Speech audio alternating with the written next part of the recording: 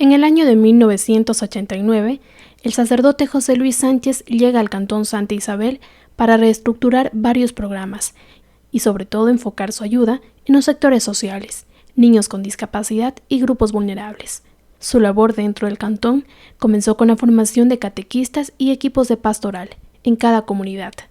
Fue así como de a poco se involucró con cada lugar de esta tierra que lo acogió como suyo, y entonces inició su recorrido junto a quienes hoy lo recuerdan como un gran personaje. Y en el año 90 comienza una formación sistemática de catequistas, animadores, para poder formar lo que él llamó después los equipos de pastoral en cada comunidad. Antes no se llamaban comunidades los pueblos, sino se llamaban recintos o anejos, llamaban los sacerdotes que estuvieron antes de él. Entonces, después de esos años de formación a los catequistas, el padre fue viendo dentro de las perspectivas proyectos como, por ejemplo, emprendimientos en cárnicos, en empresas, en microempresas. Todo eso gracias a las inversiones y a la gestión que él hacía a través de Manos Unidas, a través de otras instancias. Su labor a favor de los sectores y poblaciones rurales se afianzó con la creación de Radio Chaguarurco, un proyecto comunicacional que impulsó para que se convierta en la voz de los sectores olvidados. Por ejemplo, la Intermón, que fue la que financió el proyecto de comunicación popular, Radio Chaguarurco, que no hace mucho fue, digamos, devuelta al Estado por resolución de la curia. Entonces, en ese sentido, yo creo que el padre, primero, el punto de partida fue ese como sacerdote de esta jurisdicción. Y sobre todo, tratar de superar el estigma de que aquí somos el pueblo y el campo es el campo. Es decir, había eso, estaba muy marcado. Yo creo que la diferencia que logró hacer él es el trato fraterno, el trato de hermanos, donde no haya discriminación. Desde 1996, el padre José Luis, junto con otros personajes, empezó a plantear la propuesta de crear un nuevo centro educativo dentro del cantón, una institución que sería el punto de partida para acoger a diversos grupos marginados de la sociedad, entre ellos los niños de atención prioritaria que ya tenían a su cargo en grupos de ayuda social. Fue así como, con propuestas e ideas de desarrollo y formación, el 16 de abril de 1999 cristalizan el proyecto de Mensajeros de la Paz, unidad educativa que acogería a sus primeros alumnos en el ex convento del cantón y que sería la pauta para cambiar el sistema educativo tradicional. Y entonces después es que él dice, tenemos un solo colegio aquí en Santa Isabel. Valdría la pena tener un colegio, incluso para que haya un poco de competencia y mejore la educación.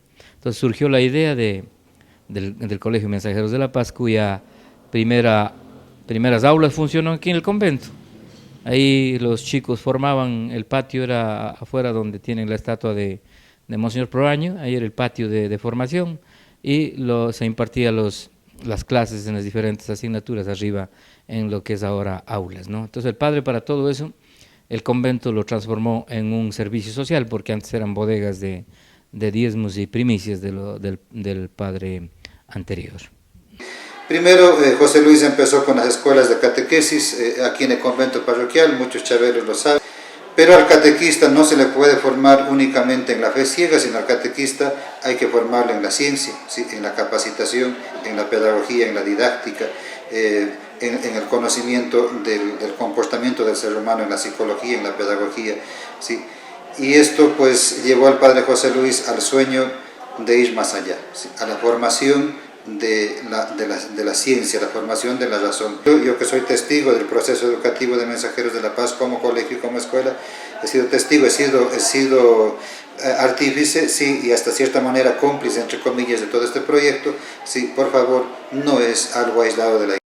Jorge Luis Ayavaca formó parte de este gran proyecto que fue Mensajeros de la Paz, y por ello recuerda también cómo fueron los inicios de una institución que fue creada para acoger a todos los sectores. Sí, era imposible de acceder para muchos jóvenes de tres grupos, ¿sí? Tres grupos. Los más pobres, por falta de recursos económicos y que además de la pobreza estaban viviendo en comunidades muy lejanas. Entonces, la idea de José Luis, al conocer las comunidades en sus recorridos pastorales, fue hacer que estos jóvenes que apenas tenían acceso a una escuela unidocente tengan la oportunidad también de tener un colegio. Esa fue la primera intención de fundar Mensajeros de la Paz como unidad educativa.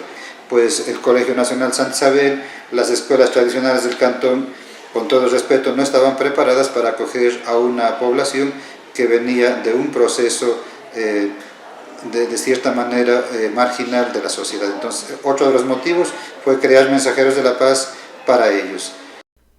Las aportaciones para esta institución las hacían el grupo de amigos del padre José Luis, de donde fue oriundo, Jaén, España, comunidades campesinas, grupos de ayuda y padres de familia.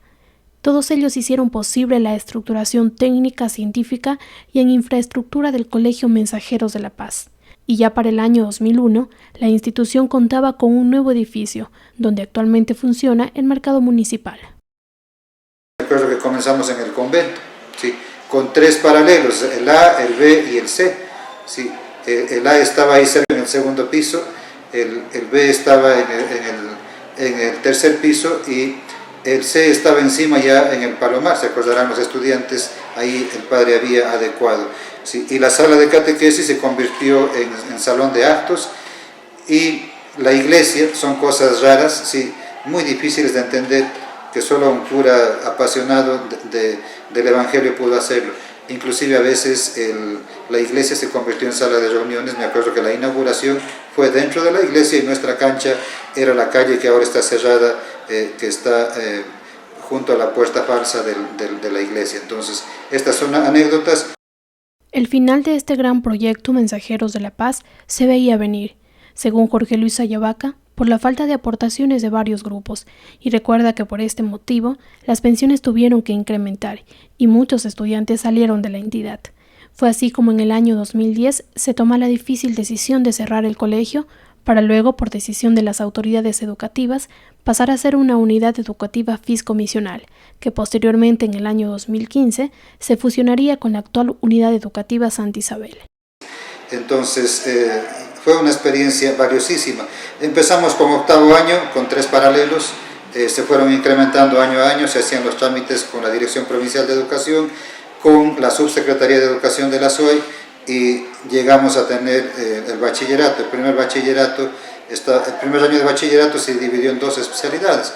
El primero fue el bachillerato en ciencias, un bachillerato muy parecido al que existe hoy, en las ciencias básicas, y otro bachillerato lo creamos en agropecuaria. Funcionaba en la granja, con docentes, con aula y con todo. Entonces, para el año 2000 también se creó la escuela, el jardín de infantes, que funcionó por separado hasta el año 2005. Sí, José Luis nos decía siempre, nosotros atendemos a los niños no porque sea nuestra obligación, ni porque vamos a ser eternos en esto. Nosotros ofrecemos la obra del colegio no porque queremos que el colegio sea eterno, ¿sí?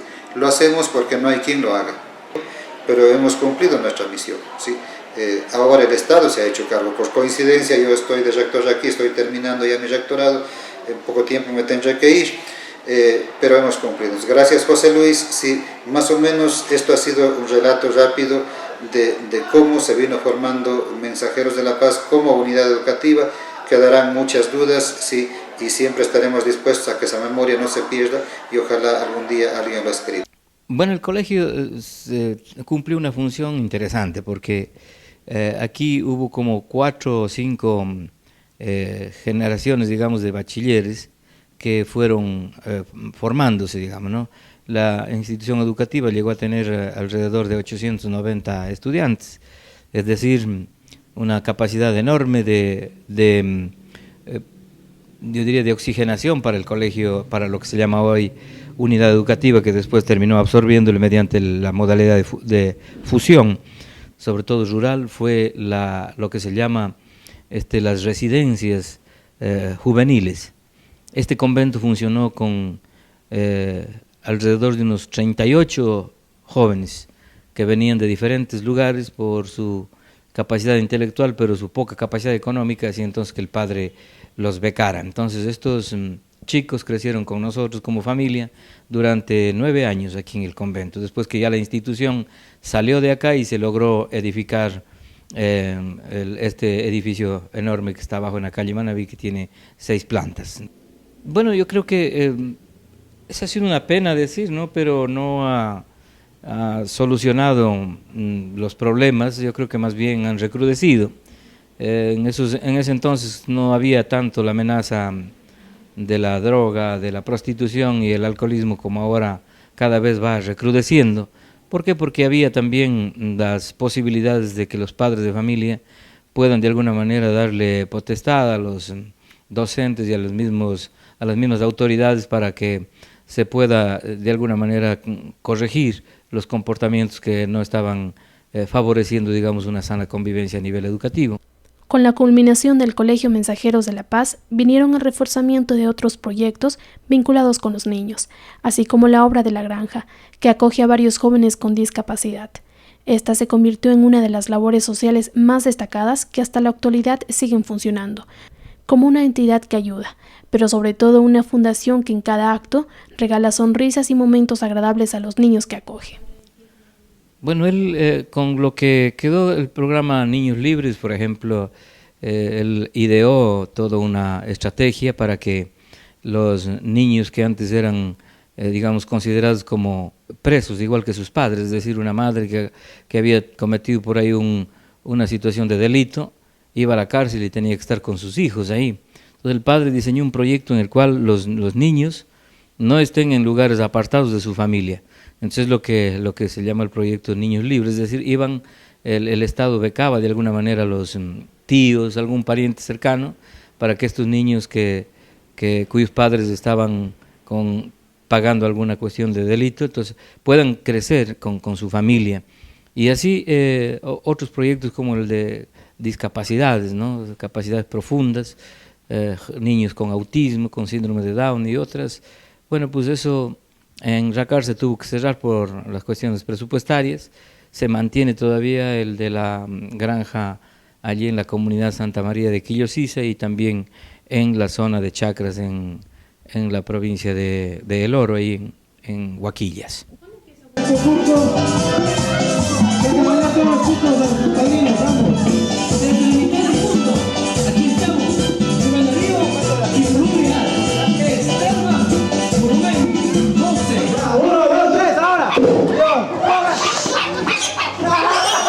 Y es que la obra del padre José Luis Sánchez ha trascendido. Es replicado también en la parroquia Chacras del cantón Huaquillas, y precisamente uno de sus impulsadores recuerda el surgimiento de estos programas a favor de los sectores sociales.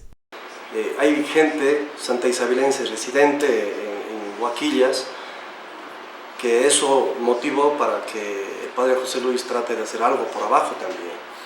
Entonces hubo una pequeña donación de un santaisabelense que vive en Huaquillas y luego pues de alguna forma Mensajeros de la Paz por intermedio del padre se fue comprando las partes colindantes de la donación y hace que tengamos abajo pues son 17 hectáreas de un bosque seco primario y ahí tenemos una casa familia, pues yo soy educador de Mensajeros de la Paz en Chacras, pertenece a parroquia al cantón Arenillas, provincia del Oro, y ahí tenemos una casa familia, diferente un poco a lo que se mueve la parte de aquí de la granja.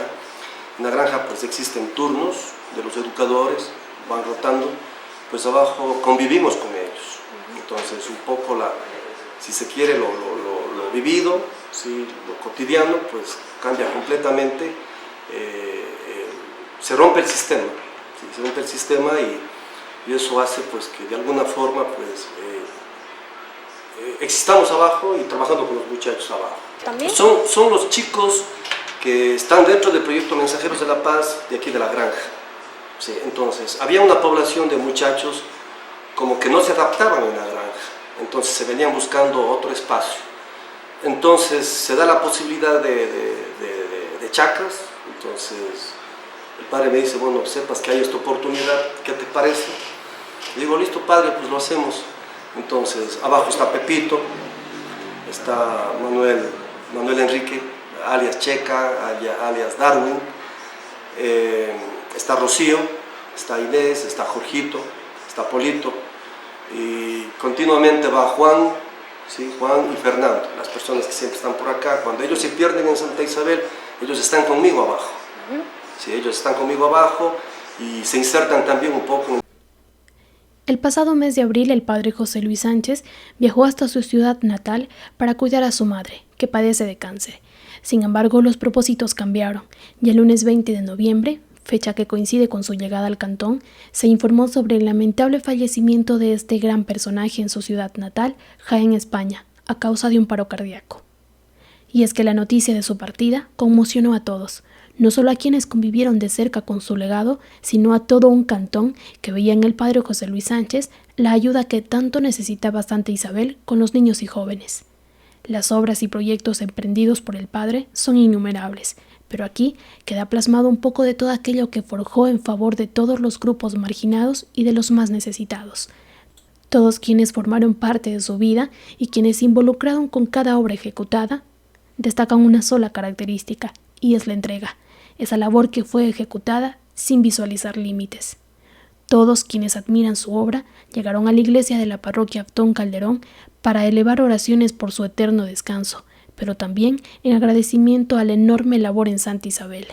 Así, una capilla ardiente se levantó el pasado lunes 20 de noviembre, fecha que coincide con la llegada del padre al cantón, en el templo donde por muchos años el padre dirigió varias eucaristías, aquellas que siempre estaban caracterizadas por su particularidad de expresarse y su manera de concebir el Evangelio, la palabra de Dios.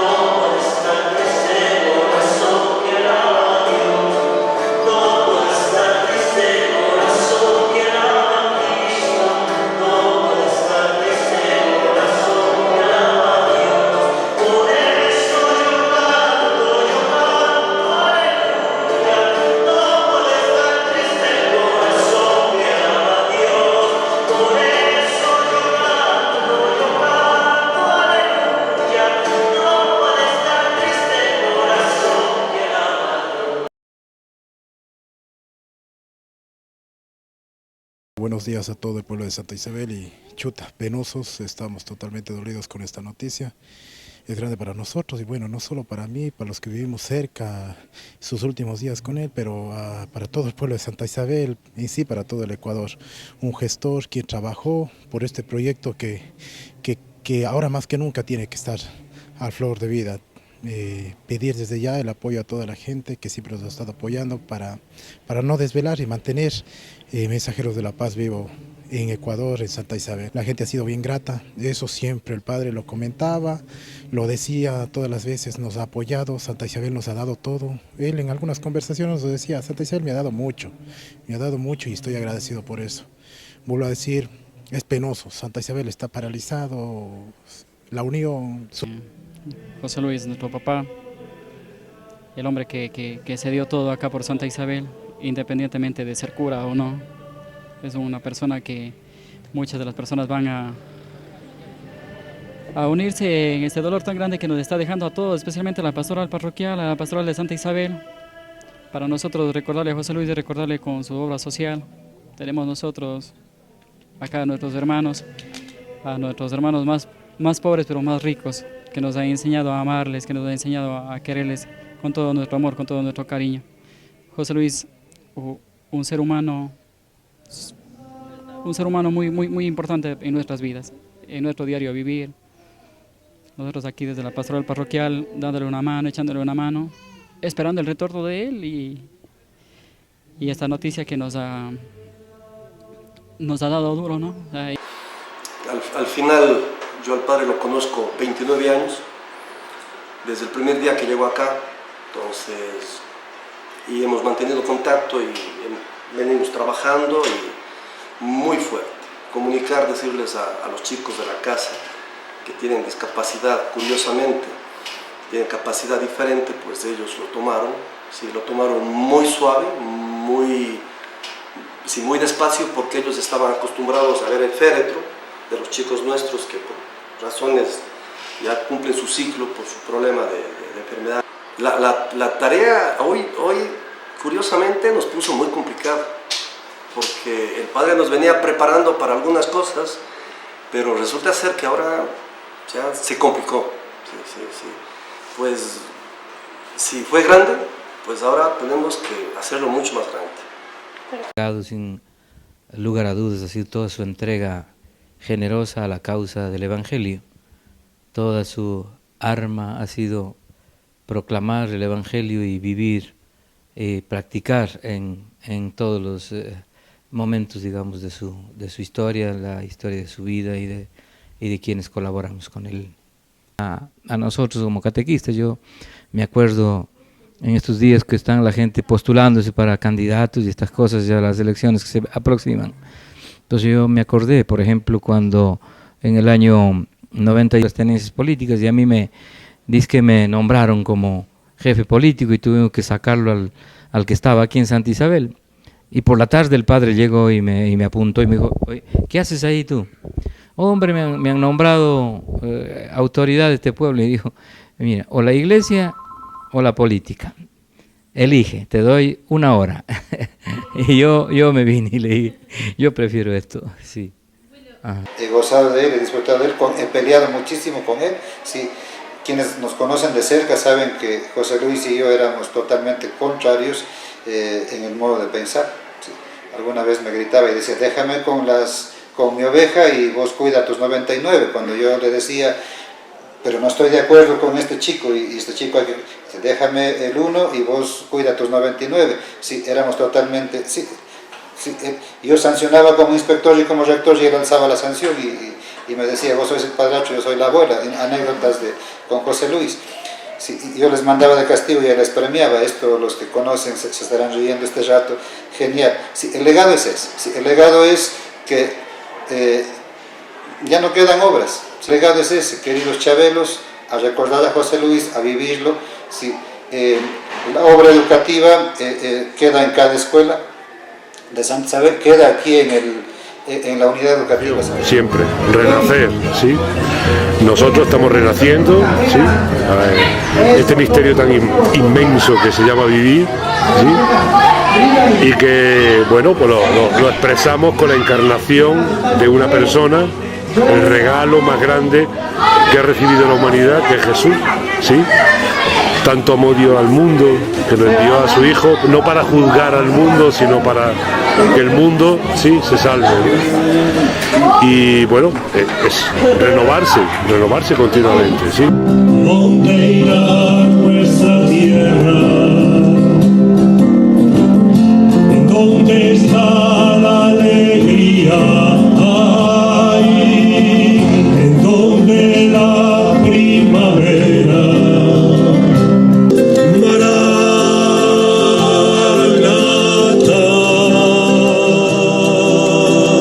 Se está acabando la noche.